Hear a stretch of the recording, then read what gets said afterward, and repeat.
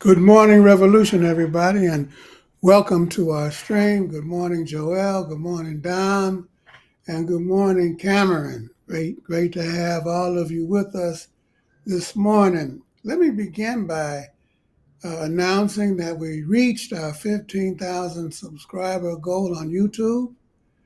Very happy about that. That's a big thing. I remember, it wasn't that long ago. We only had 3,000. And so we've been building slowly, and it's been a long road to hoe, but we've been hoeing it.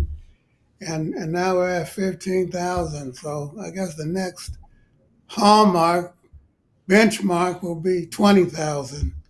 And it's going to take some doing to get there. So join with us. And if you haven't subscribed to the channel, do it now. Don't wait. Procrastination is the class enemy. Well, okay, that's a little bit overstated, but you get my point. Sign up, get your friends to sign up so that we can continue to spread the word. Well, it's been quite a week, Starting last week, we got attacked by none other than Ted Cruz, who said that the Communist Party USA was controlling. Can you imagine controlling the No Kings March all across the country? We were hosting it, you know. I don't know how many marches there were, 4,000 events around, and somehow, little old us was controlling the whole doggone thing. And then the Speaker of the House, Mike Johnson, joined the choir. The Communist Party is coming, the Communist Party is coming. Sounded like Paul Revere. Communists are coming.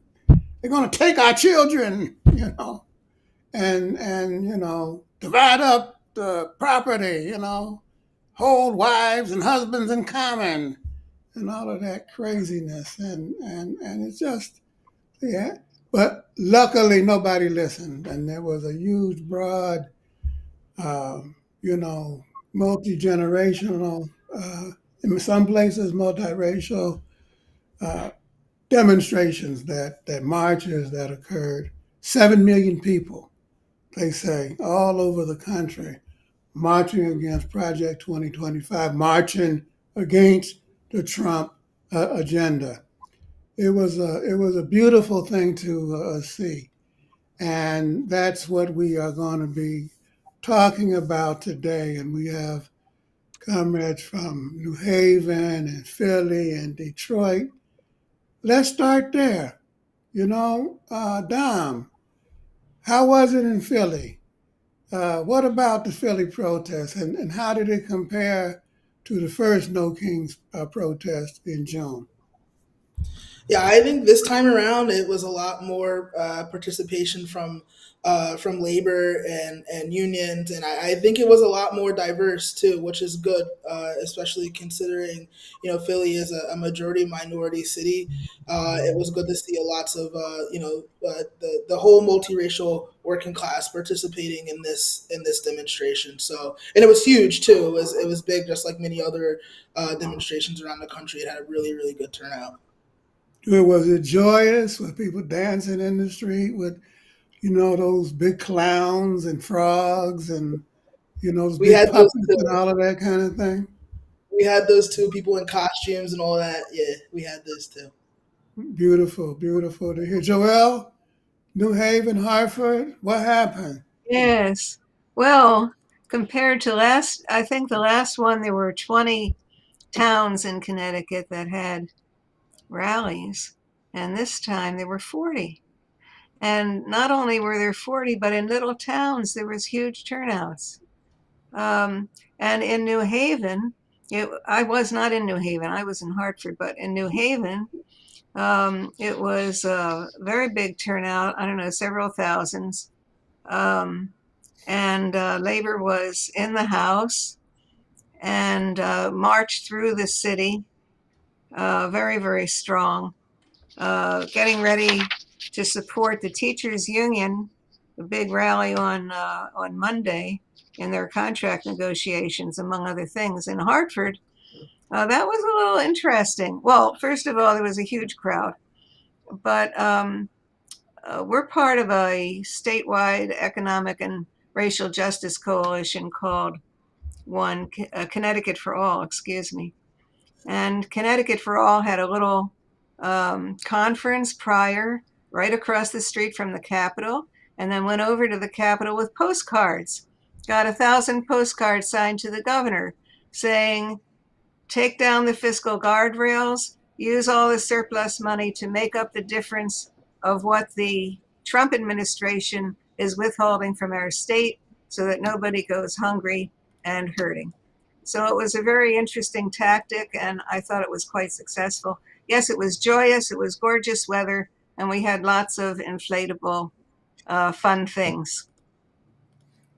Quite a contrast to what Mike Johnson was saying. And that dude from the Treasury Department, what's his name? Scott Bassett? What a stuck up, arrogant, highfalutin, I don't know what you want to call him, high sedity. Don, we call him back home.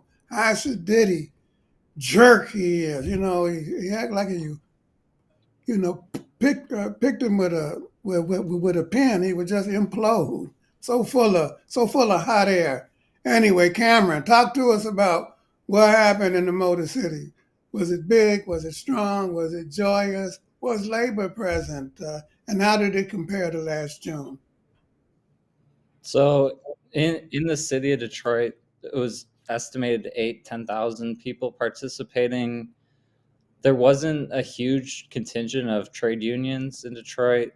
The SEIU for sure mobilized, and we had teachers union people mobilized and various rank and file. But the only union really to march under their banner that I saw was the SEIU here in Detroit. And I was actually in a small town this time around visiting family, and even there they had hundreds of people show up. And what struck me was the main speaker guy. He must have saw Mike Johnson on Fox News or something, because he was saying, I don't care if you're a socialist, a communist, a liberal, a libertarian, a Republican. We're all here today because we oppose what the Trump administration is doing to our country. And kind of next to him was another guy with the sign that just said, "Everybody unite and fight against fascism," which I thought was pretty interesting to see in not a major city. That's really interesting. That's what I'm talking about. Everybody's welcome. Everybody can participate. And this red baiting is falling flat.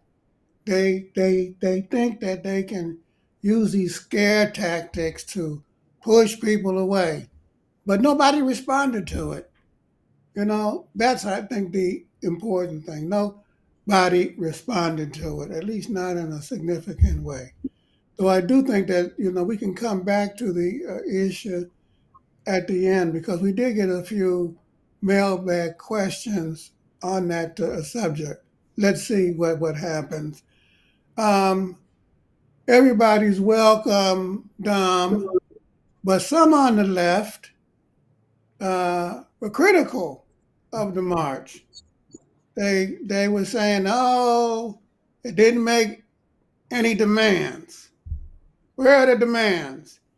It's just a amorphous mass. Oh, you're joining together with a whole bunch of liberals. It's a bunch of feel-good nothingness. Do you think that's a legitimate critique? I think the critique. I mean, it's exactly what I think. Our party had warned would happen if Trump won. It's. I remember under Biden that at least to me it seemed like the organizing was we were able to do some more explicit progressive and working class organizing, but now that Trump's in office, we've gone back so where we have to fight the main enemy, which is him and his fascist administration. So and liberals are a part of that coalition, and they're taking up a lot of space, obviously. I think our job as working class minded people, socialists, communists, progressives, whatever the case may be, is to inject that sort of ideology into these sort of mass movements that get hundreds and hundreds of thousands of people in the room or in the streets to put those demands forward, and inject the sort of working class ideology that as communists we sort of inject into those sort of coalitions and those sort of spaces. I think it's exactly why we're there. It's exactly why we participate. It's not a thing we should concede to the liberals, because they're obviously getting the airtime and getting the media. If we conceded, we wouldn't have saw you on the Daily Show, Joe. So Right, right, right. And we're trying to put a working class imprint, as we say, a working class stamp.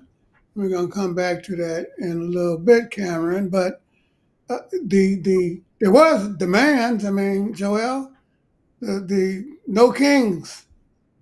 That's a demand. No fascist USA, no KKK. That's a demand. In fact, you ask me, it's the central one now. But also, at least in New York, Joel, we had 100,000 plus people.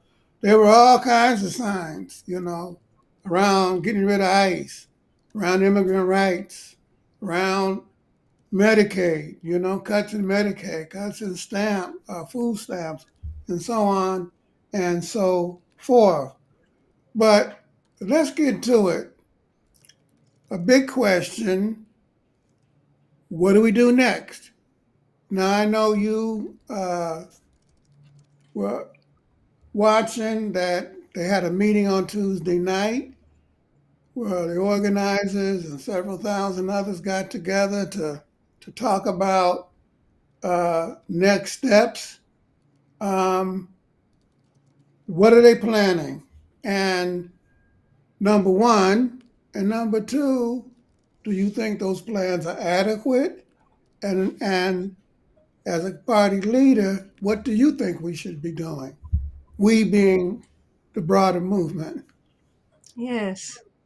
Well, first, let me go back to your earlier comment. There's a radicalization process going on because whole communities are being terrorized by the Project 2025, by the ICE, by the layoffs of government workers and all of this, by the high prices. Uh, all of this is compelling people and propelling people into the streets. What's important, new development, I think, after this No Kings 2, is that the national organizers are realizing that showing up for a rally isn't enough, and they're trying to inject organizing, actual organizing. And so they have a series of kinds of work that can be done for protecting the immigrant community, for developing mutual aid. They have a variety of different ideas that they're presenting nationally to those who are basically unaffiliated with other organizations. In New Haven, one of the emphasis that was coming from the stage was, if you're not in an organization, get in one and organize on a regular basis. I would like to say that the first immediate thing that confronts us in the next couple of weeks is the November 4 election, the local elections.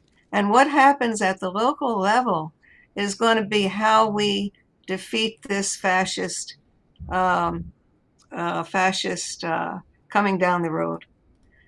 And we have a number of working class champions running for local office on November 4, and including some communists that are running. And I can't wait, because on Sunday, I'm heading up to Northampton, Massachusetts, where Luke Rotolo is part of the Save Our Schools slate. And I'm going to get a little taste of the excitement of that campaign. But I think one of the important follow-ups is these immediate local elections and then looking ahead, because yes, we can change Congress. Some people are, there's nothing we can do.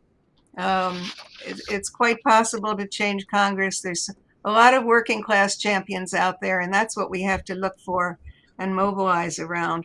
And then this rapid response against ICE, the ICE raids. Every community, I think, is being affected in some and more dire ways in Chicago. Chicago, isn't it fantastic? The entire city is joined together against this. And we had something here in Hamden, Connecticut, and at a car wash, and the whole town came together around that. So building at the community level around the issues, and then putting the unions up front. I mean, that's our strategic approach, is that the labor movement has a very special role to play in defeating the fascism. And there's been a lot of strikes in this period, contract negotiations, it's new organizing. It's all key to the resistance and moving forward. And then there are initiatives like Coalition of Black Trade Unionists calling for the National Day, and here in Connecticut, the Four Cs, which is community college teachers, they just passed a resolution to fund education and divest from Israel. There's the boycotts. So all of that is very much in the front of what we will be developing and working around in the next steps following the No Kings 2. So that's great. Ideas. Come again? I didn't hear the last thing you said. A few of the ideas. A few of the ideas. I So could we got go on all candidates. morning. You could go on. Well, we can stay. We love to hear about party candidates running. I think we got around 7 or 8 around the country. And when we win, as we were saying at the National Committee meeting, that's going to be a big, big thing. I saw that Duluth is in the house today. Welcome to Duluth. I saw that Alina said greetings. I think I said your name right, but if not, you know who I'm talking about. Shout out to you as well. Let's see, where are we?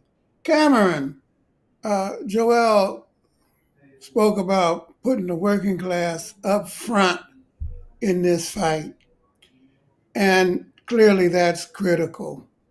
As we were saying just a few moments ago, the position of the communist movement is that we have to put a working class stamp or imprint on the struggle for democracy. And that means, in these circumstances, on the people's front. We're not quite there yet, are we? What is your assessment? I know you're a labor educator and talk to trade unionists around the country. You report on it, you write on it. Where is the labor movement now with last Saturday's No Kings as compared to June? And is it about the same? Has it improved? And what needs to be done to bring labor strength, labor's organization, labor's outlook more fully into the fight, in your opinion? Yeah, I mean, that's one of the most important questions facing the movement, Joe. We can clearly recognize, like we said, the SEIU, the AFT, some sections of the UAW, UE, and the nurses, CWA. All these unions definitely participated in greater numbers this time around, and that is a good thing, And the participation of our unions brought more diversity in terms of the composition of the march themselves. It had more of a working class, multiracial, multinational character. And they also brought concrete, economic grievances and demands ranging from trade union freedoms and to end the union busting of federal workers to more money for public education and teachers unions, and just in general, the attitude against the billionaires, the capitalist class, was much more present this time around. And I think that was one, the situation is almost necessitating that now, as we see the Trump administration doing anything it can to terrorize working class communities and ensure profit maximization. So that is also a good thing, a lot more about the billionaire agenda, the capitalist class, and trade union freedoms this time around. But I also think, we can rightfully say that organized labor on the whole is not mobilizing in great enough numbers. We didn't see many varieties of trade unions across the country, and I think it points to a critical need for just ongoing political education within the trade union movement to win workers on the shop floor, to win the rank and file to the cause of fighting for, working class leadership and working class democratic struggle. And I also think, that points to just, leaders of trade unions can't just endorse something and put out memos or emails, but they have to get buy-in from the rank and file and build the actual unity necessary to have mass trade union mobilization. And I think, again, it goes back to the ongoing lack of political education in our unions that have to turn around, and it will turn around.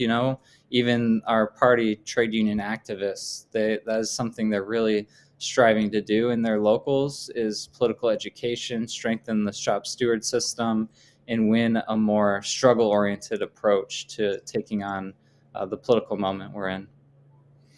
Someone once said something like, and this is by no means a direct quote, that you learn, Dom, more in 1 minute of class struggle sometimes than you can learn by reading all 3 volumes of Capital. The life lessons are, and when you break collective bargaining rights for 1.3 million workers, I'm sure that was a hell of an education. I mean, really. And that's what the trade unions are confronting now, But I want to turn to another issue with respect to the People's Front, and that is African American participation. And it's clear that we can't win this fight without the participation of people of color in general, Black folk in particular. In the Communist Party, we say it's central to winning the battle of democracy, for democracy.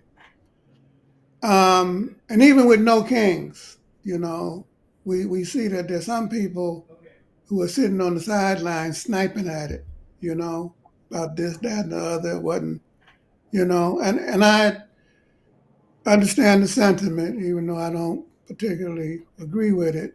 But I understand the motivation that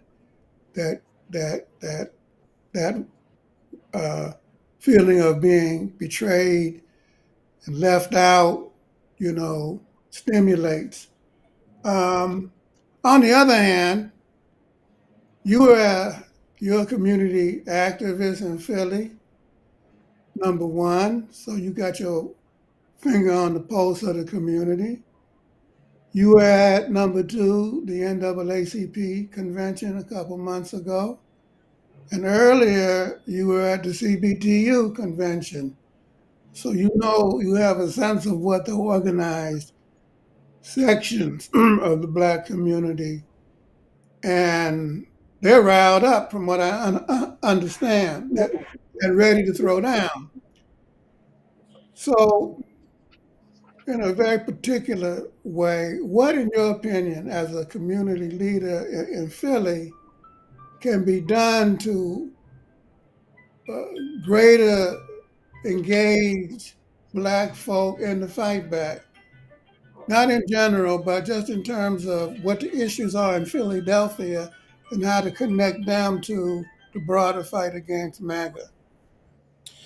Yeah, I think I'm right where you are, Joe. Where on the one hand, I totally can understand, even as myself taking myself out of, taking off my communist hat, my organizer hat, I can understand why Black people feel, why lots of people feel abandoned. And I saw this tweet on the internet like a ton of times from a bunch of different people. Uh, like if we just would have just did this, last November, we wouldn't even have to be, doing this right now. And I think that that's something that I totally can uh, understand. And at the same time, like you said, like the struggle, having African American Black participation in this struggle for democracy is central, and it's the only way that we can really move forward. Especially with the Trump administration, where attacks on Black workers seems to be his mo, in a lot of ways. Um, I think that the reason why reason why I'm in the party, and the reason why the party is so important, is because we do have that understanding that bringing Black folks into the struggle is so important. And I think a lot of people, socialists or otherwise, outside the party, don't have that understanding, and that's why I think they're going about this moment in that way. And I think, party members and party leaders need to assert, like, no, like, you can't leave Black people out of this struggle, and you can't just hope that they will join because it's getting bigger and bigger and bigger, or because you just say the right things. You have to intentionally, um, not have the personal desire, but uh, the desire for the sake of the movement, to go into Black communities and struggle alongside them, because they, like you said, they are, the target boycott, and all these sorts of things. What I heard at the NAACP, what I heard at the CBTU convention, we are struggling against Trump's administration, but it's not getting the same sort of media coverage and the same sort of attention from left-leaning organizers and organizations and socialists, because I don't think it quite fits uh, their mo right now. So we, as communists, as party leaders and party members, we have to say no. Like, the whole movement needs to be united. We have to unite all these different aspects, especially uh, uh, the uh, the struggle that Black people are engaged in right now. It can't just be, they can't, we can't leave them to be happening side by side. We have to sort of unite them, and have like a unified attack against the fascists, which are destroying all of our communities, not just the Black community. That's a really important point. We had to bring these different streams together. And if we're going to win that election, Joel, that's what's going to have to happen. Got to have a united front at the ballot box. But in order to do that, you got to run on the issues, and you got to run on the issues that are motivating poor and working people, particularly some of those sections who have given up on the vote. Got to organize the unorganizers. We have been saying that big chunk of the population that hasn't been participating in the electoral process. Joel, Steve Bannon, your favorite person, the other day uh, came out and said that MAGA is planning that Trump is going to have a third term. In fact, the boy said he is going to have a third term, and they're making plans now. As far as I know, there's a two-term limit, but he says that they're maneuvering. There are ways around it. I don't know what they have in mind, but it sounds dangerous as all get out to me. Talk about the importance of the upcoming midterms, and how can we fight for greater political independence in the course of that? Because we don't want to go back to the status quo ante, do we? We want to come out of it in a new dispensation. And that's possible, isn't it? It sure May not is, seem Joe. like it, but it's possible. It sure is, Joe. And that's what we're fighting for. And that's the reason as Dom was speaking. That's the reason for the need of real living solidarity among the people. This is such a lawless, criminal administration, and all of those, and Bannon, all the whole crew,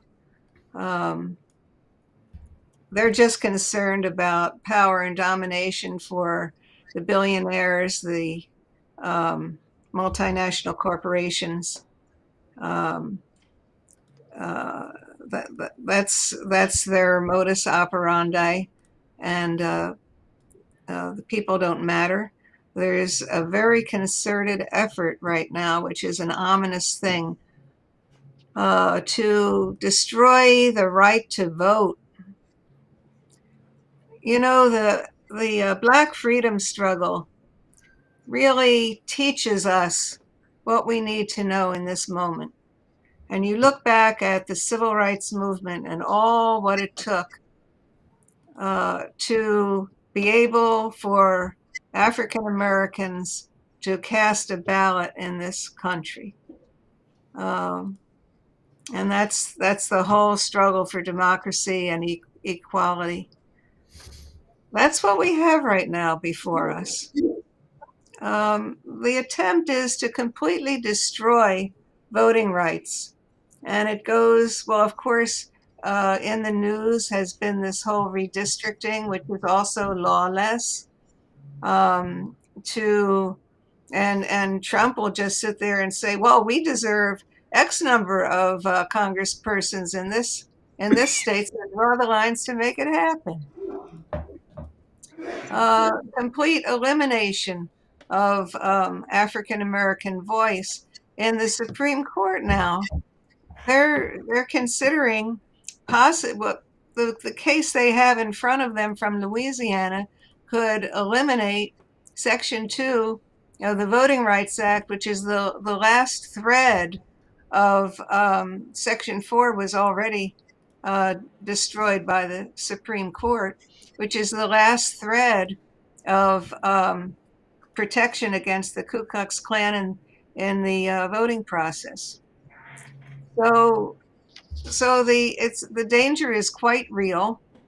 They're so bold that they just speak about it, and we have to be so determined and united that we say hell no. And so right now there's a big push to demand in Congress that the John Lewis Voting Rights Enhancement Act be passed now, even as the Supreme Court is arguing. And we know we don't have we know that the MAGA is in charge of the Senate and the House, but we also know that those who are running have to get reelected, and they are vulnerable. There's a lot of vulnerability.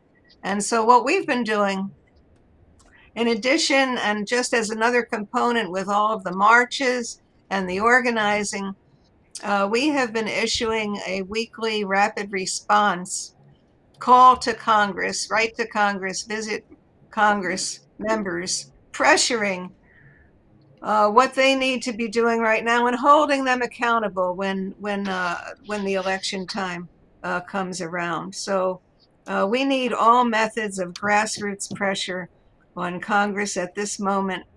And we need, as we're speaking to people, Joe, you said something about, well, we have to reinstill the passion to vote. That has to come, as you said, from the issues that we're organizing around, housing and healthcare. 1 in 4 people in this country is dependent on Medicare for their health care. 1 in 4. They're trying to destroy Medicare. We can imagine and talk about all of what that means. So in order to fight for your Medicare, you have to hold who's in there accountable. If they're not accountable to that, they have to be replaced. And I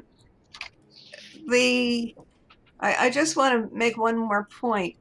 we do have champions in Congress. It's just a small number. We don't have enough. And many of those are women of color. I brought this out recently in the report to the National Committee. We have outstanding members of Congress who are really fighting this fight alongside the grassroots movement. And they are urging that we keep that pressure on and that we enable people to see their place in making the change through the vote, but not just the vote on election day, but building the movement year round.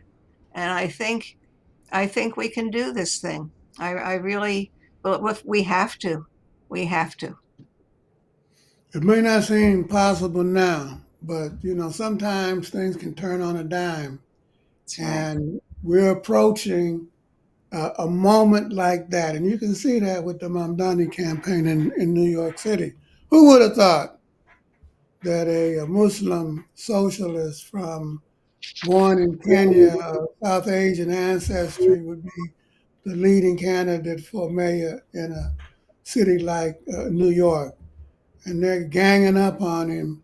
I read an article the other day by some Washington Post columnist that was just, foamed. The dude was foaming at the mouth, saying that, comparing Mondami to David Duke, who was running for governor of Louisiana, and the Democratic candidate was this corrupt guy and they said, better to vote for a corrupt Democrat, embezzling Democrat, than to vote for a Ku Klux and then he said it's better to vote for a corrupt sex offender like Cuomo than to vote for Mondami because, he says he's a democratic socialist, but the German Democratic Republic, East Germany, called themselves democratic, and then he went on and on and on in that vein. I mean, I just said these guys are just foaming at the mouth. Anyway, they can foam all they want, but at the grassroots, there's a sea change in attitude. And we saw that with the interview that we had on the Daily Show the other day. Do you know, Cameron, that almost 500,000 people, I think over 500, have watched that show? That's Are a they whole heap of people, huh? are they like I haven't checked on the YouTube comments, but are the comments still positive? Are they still, wow, it's really nice to actually hear from a member of the Communist Party, and I didn't know that the Communist Party was so chill, and I don't know, stuff like that. The comments that I saw were mostly positive. I would advise our viewer, go look for yourself, judge for yourself. It's a new day. And one of the examples of this new day is that, in addition to registering to vote and voting, uh, marching, there is increasing talk about the strike, Cameron. Increasing talk about the strike. And the mayor of Chicago, Brandon Johnson, at the end of his speech, got up there and said, if our people in the fight against slavery could wage a general strike and help win the war, there's no reason why our class can't do the same thing now. And I sat there and I said, oh my goodness, no, he didn't. The mayor called. What's your response? Do you think that? I mean, I know a general strike ain't on the agenda now, but do you think that there's a growing awareness in some of the trade unions to utilize the strike as one instrument of struggle, putting the pressure on, hitting the bosses in the pocket where it hurts? Yeah, absolutely. I mean, the UAW, after they negotiated the stand-up strike, contract. They sought to explicitly line up their contracts with May Day, and then they put out a call to the rest of the labor movement to join us. And over time, more and more trade unions are aligning their contracts with that May Day 2028 kind of contract deadline. And just recently, the North Carolina AFL-CIO just passed a resolution at their convention to mobilize and prepare for May Day 2028. And I'm sure more and more central labor councils and state feds that have an active, rank and file, struggle-oriented base are going to continue moving in that direction. And at the No Kings, I saw a photo of Sarah Nelson, the president of the Flight Attendants Union, carrying a sign that said "Save Democracy, General Strike Now." And I just think that, more and more people are rightfully recognizing that these mobilizations like No Kings and Hands Off are good, but eventually we're going to need economic disruption, and we're going to need to do that in a large, generalized way. So I think that the general strike concept is gaining more and more popularity, including within the indivisible and 5051 kind of groupings. I saw that somebody asked one of the co-founders of Indivisible, or what do you think is the next steps? People are talking about a general strike, and she said, well, that would take more organization and discipline and planning, but I think that's certainly where we're headed. So I think, the more that the Trump administration overreaches and the more that he doesn't deliver on his promises of, bringing jobs back and making the cost of living go down and so on and so forth, these very basic bread and butter issues that working people are going to realize they've been sold a lie, or if they've already, not fallen prey to that idea, are going to be ready to struggle and take the struggle to a more advanced stage. Thank you, Cameron, and thank you, California, for it. We had a lot of fun on the Daily Show.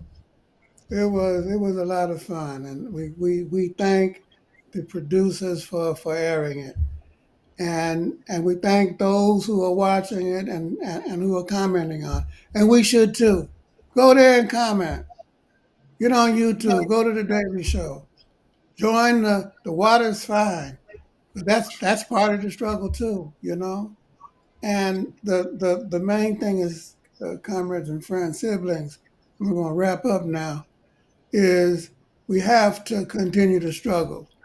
And Joel said, November 7th is the next way station on that train. Get on the train. If you have an election in your town, vote. Vote like you mean it, and get your family and friends and neighbors and co-workers to vote, and continue to support the Target boycott. Continue to support the Tesla boycott, Home Depot, wherever that's taking place in your community. And if you're not in an organization, Joel's right, join one. Stokely Carmichael, Kwame Ture used to say that all the time.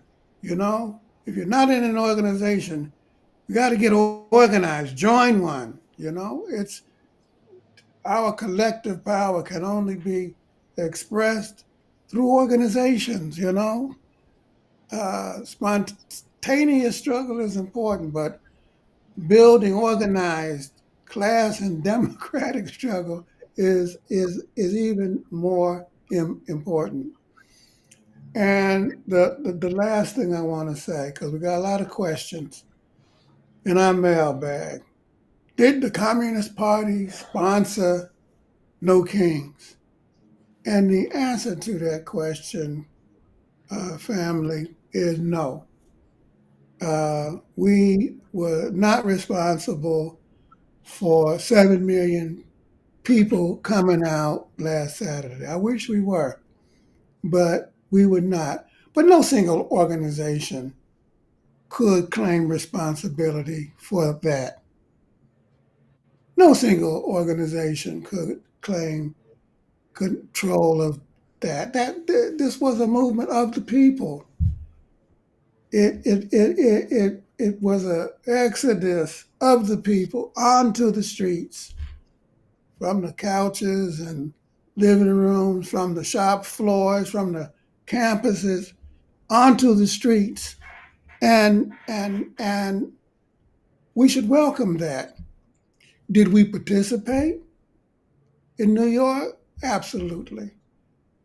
Did we along with, I don't know, 50, 100 other organizations say yes to it? You know, put our endorsement to it? Of course we did. And we have the democratic right too. And we're going to fight for that right. And ain't nobody going to take that right from us, you know? Not Steve Bannon, not Stephen Miller, not Donald Trump, not Cash Patel, none of them. And the people themselves have welcomed our participation with open arms, as we welcome theirs. United we stand, divided we fall. Um, Thank you all for a great discussion today. We'll be back next week with another edition of Good Morning Revolution. Until then, stay strong, stay safe, stay in the fight.